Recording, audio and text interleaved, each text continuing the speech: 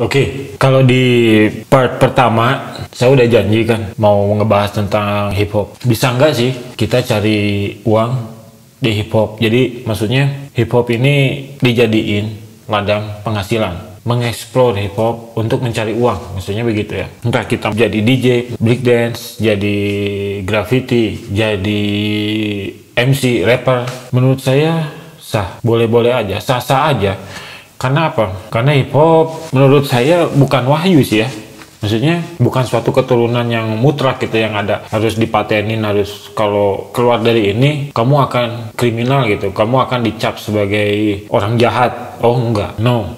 Bahkan ini bisa dijadiin ladang penghasilan menurut saya. Kalau ada yang mereka yang oh saya tidak akan mencari uang di hip hop, ya itu sih baik untuk dia, ya pendirian dia baik bagi dia. Tapi kalau oh saya pengen mencari uang di hip hop sih dengan cara menjadi rapper, dengan cara memasarkan karya atau lagunya gitu, ya ini juga baik buat dia gitu, karena dia bisa menghasilkan dan jadi dia bisa si uang dari karya dianya ke keluarganya, maksud saya begitu. Sah-sah aja kalau menurut saya gitu. Kalau menurut yang lain ya belum tentu, karena kita berbeda pola pikir kan setiap manusia. Kalau ada yang bilang sampai memutuskan jangan cari uang di hip hop, kalau kalian pengen cari uang di hip hop ya jawab aja, itu mah hak saya, dan saya juga tidak menghalangi hak Anda, begitu maksud saya.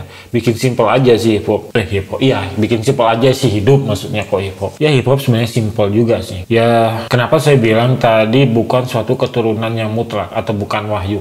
Karena kultur, hip hop ini kultur ya, kultur. Waktu dulu baca lah ya story tentang si DJ Theodore, Afrika Bambaataa, orang-orang, maaf, bukan rasis ya, maksudnya ketika baca di situ dia menyebutkan ketika orang-orang kulit hitam dulu, dia ini ya musik jazz nih ya dulu, bukan mengotak-ngotakan ya, ini berdasarkan teori ya, musik jazz dulu untuk orang-orang kaya ya, kalau sekarang bahasanya untuk sultan, untuk sultan, dan pemainnya sendiri player, entah itu drum, vokal atau gitar dan lain-lain ya, yang player di bandnya sendiri, home bandnya ini, ketika dia main di orang kaya ini, entah itu dia pas makan malam, pas ulang tahun, entah hajatan naon lahnya, itu kebanyakan orang kulit hitam, dan orang kulit hitam dilarang mendengarkan lagu jazz pada waktu itu. Dan orang kulit hitam sendiri ini menciptakan hiburan sendiri ya, seperti dance, seperti freestyle, yang rap, terus aya nu maksud cek Sunda nama aya nu tatalu ya. Disinilah melepas kepenatan setelah dia menjadi budak ya, namanya juga manusia butuh hiburan kan ya. Ini menjadi fenomena hiburan, jadi berkumpul kan, budaya kan atas kesepakatan bersama kan, jadilah budaya, jadi kultur hip hop.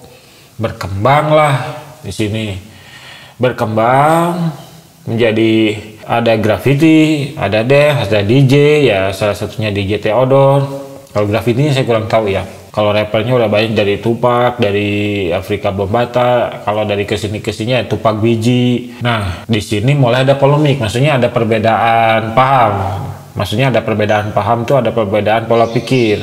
Ada yang bling-bling, ada yang menghantam protes tentang ketidakadilan ke pemerintah, government. Ada yang menceritakan hidup dianya di lingkungan sekitarnya. Dan ada juga bling-blingnya tuh dulunya tuh begini. Ini saya udah berhasil loh. Saya udah menjadi kaya ini, udah menjadi orang kaya, udah menjadi milioner. Saya di hip hop. Ini kultur saya loh, ini budaya saya loh, ini budaya yang saya ciptakan loh, orang kulit hitam ciptakan loh, yang dulunya budak. Dia menunjukkan di sini, bling-bling itu menunjukkan keberhasilan. Story-nya sih begitu kalau yang saya baca ya. Dia menunjukkan ke orang luar bahwa kultur saya ini bisa berhasil loh, terus bahkan menyebar ke seluruh dunia. Di sini juga kan kalau dipikir-pikir ya tadi kan ada yang protes tentang ketidakadilan, protes tentang lingkungan, ya government, antara ketidakadilan maksudnya. Kenapa masih banyak orang miskin? Kenapa masih ada kesenjangan antara miskin dan kaya? Kenapa masih ada rasis antara kulit hitam dan kulit putih? Ada yang di liriknya protes masalah, membicarakan masalah tentang ini. Dan ada juga yang, ya balik lagi yang tadi ya saya ceritakan, ada juga yang membahas tentang hura-hura. Untuk sekarang-sekarang mulai ke community. Jadi community masing-masing. Untuk sekarang-sekarang ada West Coast, East Coast.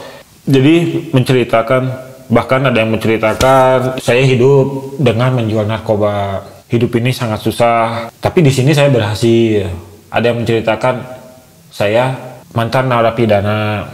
Ada yang menceritakan hidup saya ini dari bawah, dari gelandangan, tapi saya bisa berhasil. Jadi macam-macam lah ya. Intinya bebas dia menceritakan apa aja, dan banyak yang udah menghasilkan uang di hip hop. Tapi apakah hip hop bisa dieksploitasi?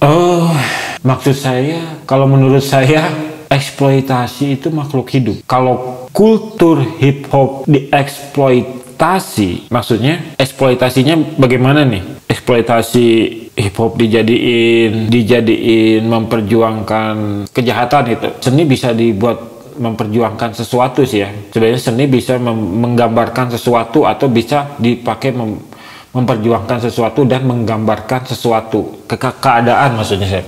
Oke lah, itu next video berikutnya saya akan jawab itu ya, akan jawab masalah yang tadi. Untuk sekarang yang balik lagi ke yang tadi, kenapa ada gap? Dulu menyuarakan kenapa sih ada rasis, tapi sekarang jadi ego, membicarakan ego komunitas masing-masing. Nah, komunitas ini lebih baik, komunitas ini lebih baik lagi, komunitas ini komunitas saya lebih baik. Nah, gitu. Menurut saya itu untuk kesini gimmick. Menurut saya gimmick sih. Biar ya meskipun ada korban yang meninggal, ada korban yang ditembak seperti yang kemarin Station, terus apa lagi ya? Yang untuk yang dulunya ada juga ya 50 Cent, ada Tupac, ada Biggie. Apa ada yang menceritakan tentang agama? Ada sih. Kalau dari menurut saya lirik-liriknya KRS-One ya, KRS-One itu mengambil dari Injil. Kebanyakan ngambil dari kitab, dari Injil kalau kata saya untuk KRS-One. Kembali lagi ke yang tadi. Berarti kan sah-sah aja untuk mencari uang di hip hop. Ya sah aja, tidak ada undang-undangnya dan tidak ada larangan. Larangan itu datang dari pola pikir kesini ya. Nggak tahu itu untuk strategi market biar orang tidak terlalu banyak untuk menjadi rapper. Apakah menjadi rapper itu mudah? Enggak juga sih kalau kata saya. Enggak semudah itu menjadi. Terus ada yang bilang dari kumpulan teman-teman saya, dan si ini nih ngomongnya cepet, cocoknya jadi rapper. Ya enggak gitu juga konsepnya. Enggak gitu. Kalau dia ngomongnya cepet belum tentu bisa jadi rapper. Maksud saya begitu. Kalau dia ngomongnya cepet, ya emang karakternya ngomongnya cepet.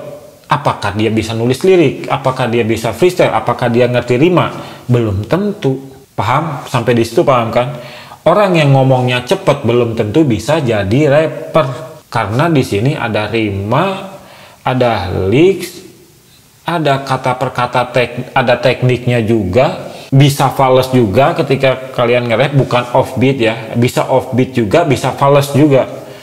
Nah, begitu. Tidak segampang itu menjadi rapper. Nah, maka dari itu sangat disayangkan kalau yang rapper-rapper sekarang cuman, ini menurut saya. Nah, kalau rapper-rapper sekarang cuman, bukan sekarang sih ya, bukan sekarang juga, jadi entah senioritas atau junior sekarang, dan yang junior, yang senior aja lah pokoknya mah. Kalau liriknya cuman apa ya, bragging, bluffing, bragging, yang over, maksud saya over ke sini. Misalkan di liriknya ada misalkan kalau pengen uji nyali ke sini saya tembak mati. Kalau misalkan orang itu kedatang ke situ memang bener ditembak, terus emang bener mati. Over, braggingnya over. Tapi ya kecuali kalau misalkan janganlah ya. Jangan seperti itu, braggingnya jangan seperti itu, menunjukkan over bragging terus mengarang cerita. Ya sebenarnya sah-sah aja sih ya mengarang cerita, tapi kalau saya sih lebih seneng mendengarkan cerita real dari si pelaku, dari rappernya sendiri ketika dia hidupnya gimana, terus dari susah ke susah lagi. Nah maksudnya dari susah dia berhasil, terus dari berhasil dia sempat down. Ada juga yang kebalikan seperti itu. Nggak usah terlalu cukup bragging lah, nggak usah menunjukkan kalau kalian preman, kalian pemberani. Enggak, saya mah nggak kurang suka ya, terserah sih kalian mau bikin gitu. Tapi kalau saya sendiri untuk mendengarkan itu mungkin ya cukup satu kali denger lah.